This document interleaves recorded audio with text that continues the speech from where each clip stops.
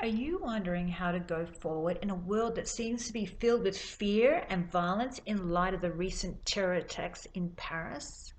We are now living in a world where we are more vulnerable than ever before.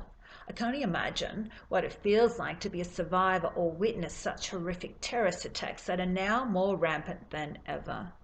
If you are wondering what you can do or how you can protect yourself, I have an answer that you may not have considered on how to win the war on terror.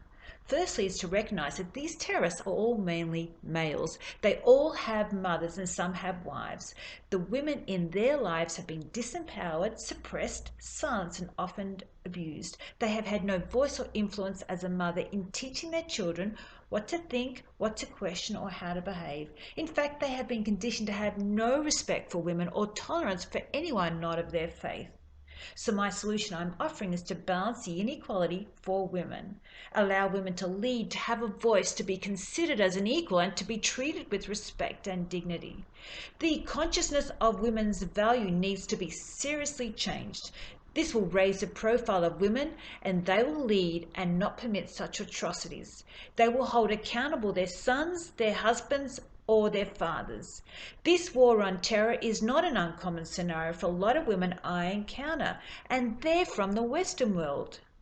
Over 70% of the women who come to my workshops or clinic recount stories that they were raised in a family environment that is not dissimilar to living in a war zone. Many of them were vulnerable to being emotionally, physically, and sexually abused. They were vulnerable to violence that occurred for no reason and vulnerable to other male predators outside their home. This pattern is then replicated in their adult life. This conditioning causes women to be disempowered, keep silent, act submissive, and shut down their innate gift of knowing or being intuitive, which is ultimately following their gut feelings. This innate ability can save lives, it always leads to protection and warns you of dangers. It guides you to safety. If women were given equality and allowed to lead, men would not have the power to commit such atrocities.